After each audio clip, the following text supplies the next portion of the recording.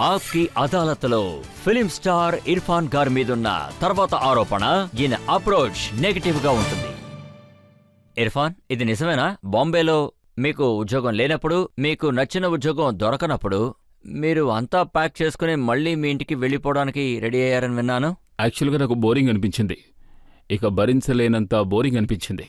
నేను ఈ పనిని పనిలా చూడాలనిపించలేదు. నాకు ఆ పద్ధతులు నేనేం నేర్చుకుని చేస్తున్నానో అవన్నీ నేను పనిగా అంగీకరించలేను. నేను చేస్తున్న పనిలో నాకు ఆనందం లభించాలనుకునేవాణ్ణి. నా ఆత్మ ఉత్తేజంతో ఉండాలి, అంటే ఆత్మసంతృప్తితో పనిచేయాలని నేను చెప్తున్నాను. ఆ తర్వాత మీరు ముంబై వదిలి వెళ్ళిపోవడాన్ని, ఆ ఆలోచనని ఎలా డ్రాప్ అయ్యారు? నాకొక ఫ్రెండ్ ఉండేవారు, తిగ్మాన్ చుదూలియా. అతను నాతో నేను నీకు నేషనల్ అవార్డు ఇప్పిస్తాను, ఆ తర్వాత ఇక్కడి నుంచి వెళ్దువుగానిలే అన్నారు. కానీ ఇంతవరకు అతను ఇప్పించలేదు. హాజర్, అందులో మీరు విలన్ రోల్ చేశారు. అవును, విలన్ గా యాక్ట్ చేశాను. అది చాలా పెద్ద హిట్ అయింది. అవునవును, చాలా పెద్ద హిట్ అయింది. ఆ తర్వాత మీకు చాలా విలన్ రోల్స్ ఆఫర్స్ వచ్చాయని నేను విన్నాను. ఇది నిజమేనంటారా? రోజు 2 ఆఫర్స్ వచ్చేవి. కానీ మీరు హీరో అవ్వాలని అనుకున్నారు. నేను విలన్ గా చేసినందువల్ల విలన్ రోల్స్ చేయాలనుకోలేదు. ఇంకేమైనా ఇవ్వండి, విలన్ రోల్ చేశాను, ఇప్పుడు హీరోగా కూడా చేయొచ్చుగా.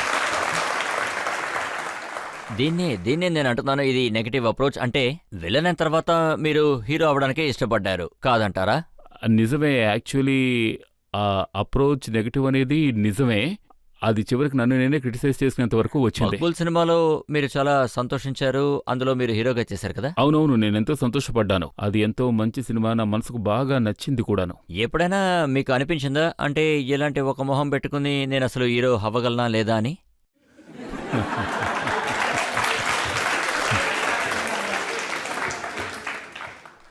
యాక్చువల్గా నేను ఎంతో కాలం క్రితం వరకు నేను ఒక యాక్టర్ని అవ్వగలనా లేదా అని ఆలోచిస్తూ ఉండేవాడిని. ఒక్కోసారి నా ఫేస్ ఎవరితోనైనా మ్యాచ్ అవుతుందా, నా అలాంటి యాక్టర్లు ఎవరైనా ఉన్నారా లేదా అని చూసేవాడిని.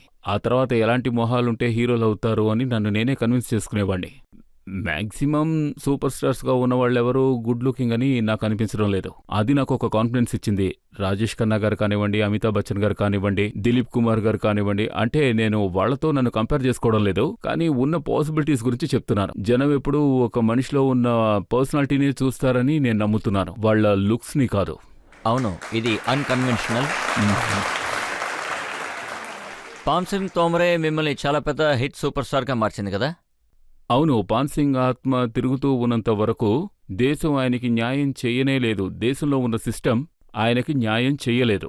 అది మా స్టోరీ ద్వారా జనంలోకి రీచ్ అవుతుందని నమ్మా. మీరు ఏమన్నారంటే, నాకు న్యూస్లో ఉన్నట్టు తెలీదు, నాకు ప్రేమించడం రాదు, మీలో మీరు ఏదో ఒక లోటుని వెతుకుతూ ఉంటారు. ఆ మాట నిజమే, నేను లోట్లు వెతుక్కుంటూ ఉంటాను. కానీ పాన్ సింగ్ తోమర్ సక్సెస్ నాకు ఎంతో గొప్ప సంతోషాన్ని ఇచ్చింది. అందులో నాకు ఎలాంటి లోటు లేదు. పాన్ సింగ్ తోమర్ వల్ల నేను ఏ విధంగానూ బాధపడలేదు. కాకపోతే ఒకటి, మేము ఆయన కుటుంబ సభ్యులకి వాళ్ళ డ్యూ వాళ్లకు లభించిందా లేదా అన్న దిగిలే ఉండేది. అంతకు మించి ఆ సినిమా విషయంలో నాకు ఎలాంటి బాధ లేదు. ఒక్కోసారి మీరు ఇలా కూడా లోటుగా ఫీల్ అయ్యేవారు, నాకు సరిగ్గా ఇంగ్లీష్ మాట్లాడడం రాదు అని. మాట్లాడలేను అంటే మాట్లాడలేను అనే చెప్పాలి.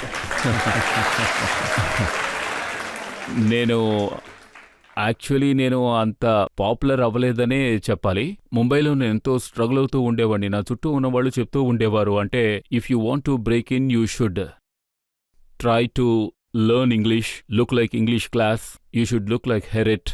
ఆ తర్వాత ఈ విషయం నాకెంతో ప్రాబ్లంగా ఉండేది. నా నమ్మకం ఏమిటంటే, లాంగ్వేజ్ ఎప్పటికీ మిమ్మల్ని హెరిట్గా మార్చదు, లాంగ్వేజ్ మిమ్మల్ని నిజాయితీపరులుగా మార్చదు. లాంగ్వేజ్ ఎవరైనా మాట్లాడొచ్చు, మీలో ఏముంది అన్నదే ముఖ్యం.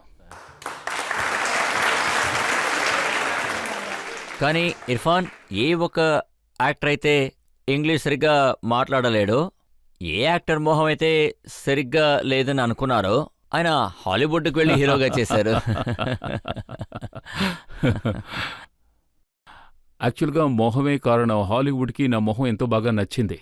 వాళ్ళు నాకు ఎన్నో బుక్స్ ఇచ్చేవారు. వాళ్ళు నన్ను చూసి మెస్మరైజ్ అయిపోయారనే చెప్పాలి. కానీ హాలీవుడ్ డైరెక్టర్స్ మిమ్మల్ని ఇంగ్లీష్ మాట్లాడమని చెప్పినప్పుడు నేనేం విన్నానంటే, ఇప్పుడు కూడా ఒక సినిమా వచ్చింది, లైఫ్ ఆఫ్ పై. అవును, ఇందులో చాలా డిఫరెంట్గా మిమ్మల్ని ఇంగ్లీష్ మాట్లాడమన్నారు. అవును, నన్ను వాళ్ళు ఇంగ్లీష్ అలాగే మాట్లాడమని చెప్పారు. వృత్తి అన్న తర్వాత నేను ఇక ఏ లోట్లు రానివ్వను. అది మేము ఫర్ నేమ్ సేక్ బెంగాలీ యాక్సెంట్లో మాట్లాడి తీరాలి. అందుకు నేను ఫుల్గా ప్రిపేర్ అయ్యాను. అక్కడ వాళ్ళు మన ఏమన్నారంటే ఆడియన్స్ కి ఒక ఎగ్జాంపుల్ చెప్పరా, బెంగాలీ స్టైల్లో ఇంగ్లీష్ ఎలా మాట్లాడారని? అది ఇప్పుడు నాకు సరిగ్గా గుర్తులేదు. బెంగాలీ స్టైల్లో మాట్లాడాను. అది ఎలా అంటే ఇప్పుడు అది నాకు బొత్తిగా గుర్తుకు రావడం లేదు. కానీ వాళ్ళు లైఫ్ ఐపైలో ఏమన్నారంటే కెనడియన్ ఫ్రెంచ్ ఇండియన్ యాక్సెంట్ అన్నారు. నేను కెనడియన్ ఫ్రెంచ్ ఇండియన్ యాక్సెంట్కి ఎక్కడికి వెళ్ళాలి? అప్పట్లో నాకు ఒక ట్రైనర్ని హైర్ చేసుకోవాలన్న విషయం కూడా తెలియదు. ఆ తర్వాత నేనే ప్రిపేర్ అవుతూ ఉండడంతో 3-4 నెలలు వేస్ట్ అయిపోయాయి. షూటింగ్లో వాళ్ళు ఈ యాక్సెంట్ సరిగ్గా లేదని అన్నారు.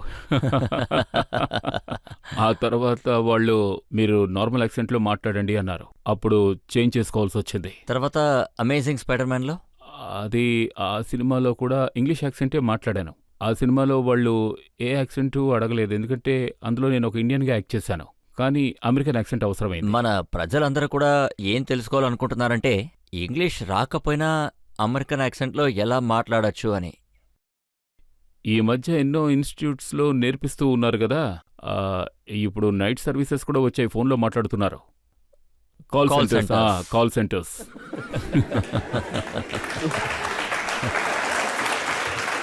ఇంకో ఆరోపణ ఏంటంటే మీరు నమ్మలేని రోల్స్ను కూడా చేయాల్సి వస్తుందని మీరు చెప్పారట. ఎన్నోసార్లు చేయాల్సి వస్తుంది. ఒక్కోసారి మనిషికి డబ్బు ఎంతో అవసరం అవుతుంది. అలాంటి సమయాల్లో మరో దారి లేక చెయ్యాలి. హ, పర్వాలేదు, మీరు ఎంతో నిజాయితీగా ఈ విషయాన్ని ఒప్పుకున్నారు. డబ్బు కోసం కొన్ని చేయకూడని రోల్స్ చేయాల్సి వస్తుందని ఏం ఒప్పుకున్నారు. చేస్తాం, చేయాల్సిన అవసరం వచ్చింది, చేశాం. కానీ ఆ ఫీలింగ్ మనసుని బాధ కలిగిస్తూ ఉంటుంది. సార్, ఒక ప్రశ్న అడగనా? మీరు చాలా సినిమాలు చేశారు కదా, అందులో ఏ క్యారెక్టర్ మీరు బాగా ఎంజాయ్ చేశారు? పాన్సింగ్ తోమర్ క్యారెక్టరా లేక రొమాన్స్ క్యారెక్టరా? రెండు, పాన్ సింగ్ తర్వాత అదే రొమాన్స్. బాగా ఎంజాయ్ చేసింది ఏంటి? రియల్ లైఫ్లో రొమాన్స్,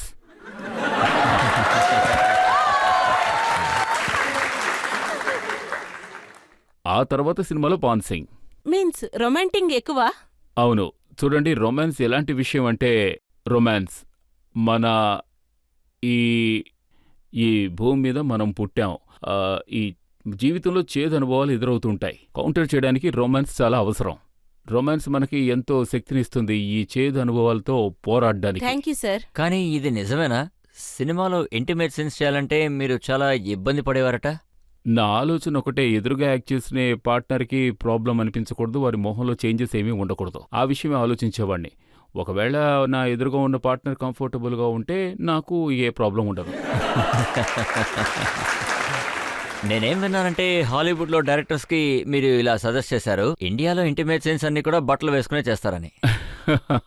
యాక్చువల్గా నాకు సిగ్గు అనిపించింది. నాకు బాడీ చూపించడం ఇష్టం లేదు. అందుకే వాళ్ళు ఇంటిమేట్ సీన్ ఉంది, మీరు కుర్తాని విప్పేయండి అని చెప్పి నేను కుదరదని చెప్పాను. వెంటనే ఆయన మీరు నిద్రపోయేటప్పుడు కూడా బట్టలు వేసుకునే నిద్రపోతారా అని అడిగారు. మా ఊళ్ళో అలా పడుకోమని చెప్పాను.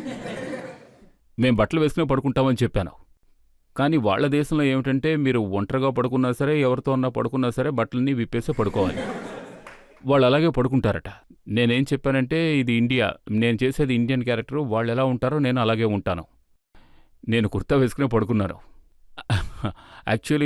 యాక్చువల్గా నాకు సిగ్గు అనిపించింది. నాకు బాడీ చూపించడం ఇష్టం లేదు, అందుకే అలా పడుకున్నాను.